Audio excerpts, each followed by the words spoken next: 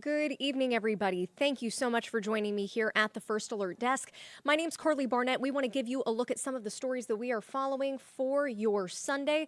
We hope you are having a nice holiday weekend so far. Do keep in mind today is a First Alert weather day. That's why we're going to have First Alert Meteorologist Cutter Martin join us here in just a moment. He's going to give you a look at how the rest of your evening is shaping up, as well as your day off, hopefully tomorrow. But in the meantime, I did want to give you a look at some of the stories that we are looking at. Some of these are some news stories today. Some are a continuation of some breaking news that we first brought you on Atlanta News First yesterday. And do keep in mind, you can always join us on atlantanewsfirst.com or through our Atlanta News First app if you want to read more about any of these. We will see you tonight at 6:30 if you want to join us there on WANF, as well as 11 o'clock tonight there, and 10 o'clock on Peachtree TV. And of course, you can always join us back here at 8 on the First Alert Desk. So this first story that we want to bring you, this is a teen that has gone missing out of DeKalb County.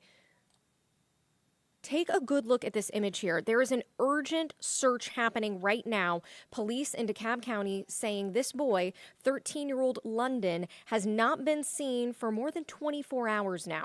He was last seen just north of Interstate 285 in the Panthersville area. Anyone who has seen him is urged to call DeKalb Police's Special Victims Unit, or you can call 911 right away. Now, you'll remember it was just yesterday that here on the First Alert Desk, we told you about a 15-year-old who had gone missing out of Clayton County. If you want to read more about that story, we have that on atlantanewsfirst.com, but police are still continuing their search for that teen, Aquarius Keaton, today. But in the meantime, who you're seeing right now, this is London, 13 years old, has been missing now for 24 hours, last seen in the Panthersville area. You can call DeKalb County Police or 911 if you have any further information. And this is an unfortunate update to a story that we have brought you previously here on Atlanta News First, but a woman who was involved in a home explosion has now passed away from her injuries. This Pickens County woman was severely burned in a house explosion and has now died. Shelley Harlan had been in Grady Memorial Hospital since her home blew up from what investigators believe was a gas leak just about 2 weeks ago. She worked at Annie's restaurant in Jasper, and the restaurant posted that Harlan died Friday morning, surrounded by her family. They are now currently collecting donations to help pay for her funeral. You see in these images here just the destruction left behind from that home explosion. Investigators attributing it to a gas leak. And now the sad news is after about 2 weeks in Grady Memorial Hospital, Shelley Harlan has now passed away from her injuries. Again, if you want to contribute, family and loved ones, they are collecting donations in order to honor her life and give her a service. If you'd like to read more about that, we're going to have that on atlantanewsfirst.com. And this story is just really close to home considering we have just started football season, and unfortunately a young player is now in the hospital after an accident that took place during a game just the other night. And our reporter Bridget Spencer, she is staying on top of this story, but I do want to bring you up to speed. She spoke to his coaches, she spoke to the principal last night for how the community is rallying around this young man. What we know right now is this is some kind of back injury, and Carson Kimball had surgery earlier today, and right now there is a long road of recovery left ahead for him. Bremen High School senior Carson Kimball was looking forward to playing against the Bowden Red Devils under the Friday night lights. This is the rivalry. The ambitious quarterback is known on campus for his work ethic and determination. I don't know that I've ever met a kid that is as talented as he is, but is so humble. I mean, he does nothing to draw attention to himself. He just works. But late in Friday's game, he was tackled, and it looked like any normal hit. It looked like anything crazy happened, but when he didn't move, we knew this stadium was packed on both sides, and it was completely silent here. Carson was rushed to Grady, where he underwent surgery. What I'm told is he has no feeling below the waist at this point. And now the Bremen community rallying around Carson and his family. Students and parents all gathering at the school Saturday morning to say a prayer. I don't think we can believe in anything else but a miracle at this point. That's where our hope is, and that's what we're going to be seeking and looking for. We know his family remains at his bedside tonight. We're told that as soon as he woke up from surgery, the first thing he asked was where were his coaches. From Grady Memorial Hospital tonight, Bridget Spencer, Atlanta News First. So again, our reporter Bridget Spencer is going to have more this evening. You can join us tonight at 6:30, 10, and 11 on Atlanta News First.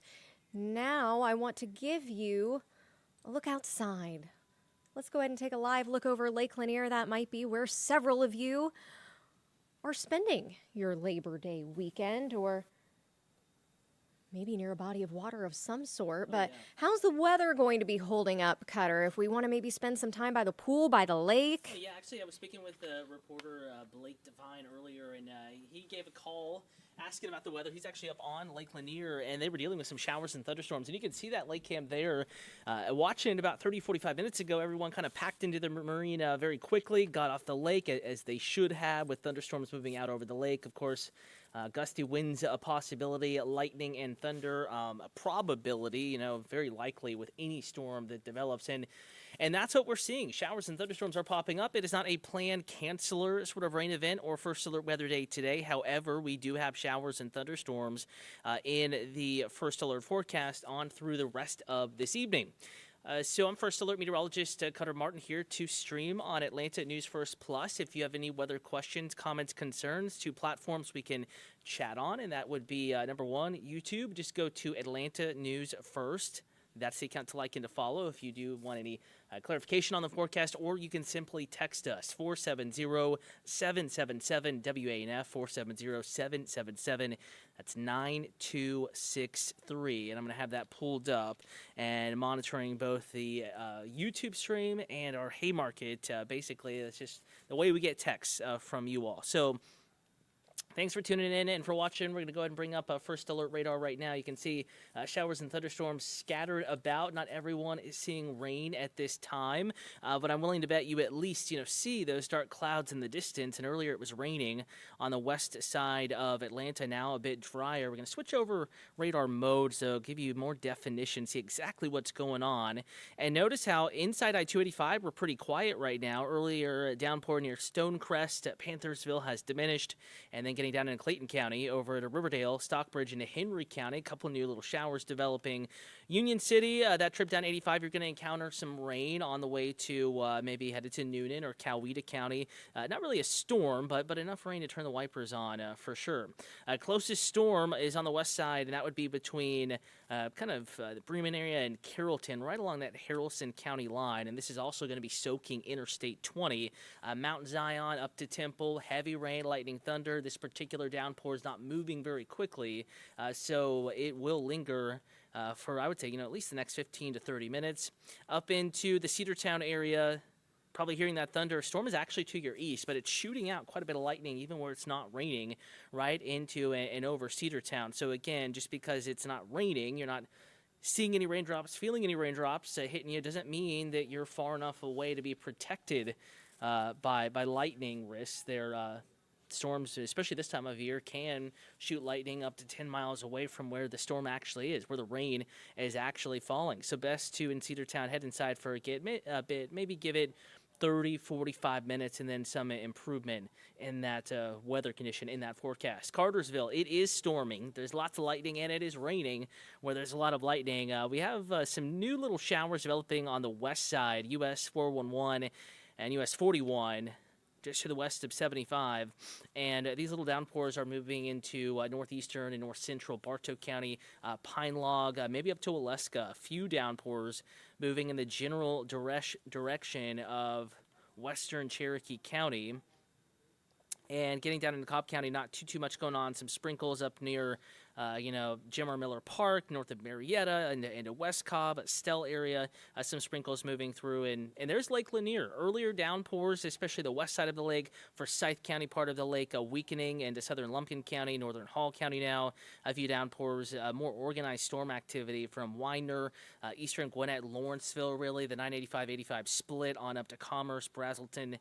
Showers and thunderstorms moving at a quicker clip here off to the north into the northeast. Showers and thunderstorms are likely here for the next couple of hours, I would say. Not everyone's going to see rain, but the risk is there for the afternoon and the evening plan. So again, if you do have plans that are bringing you outside today, a good day to have the First Alert Weather app on this First Alert Weather day.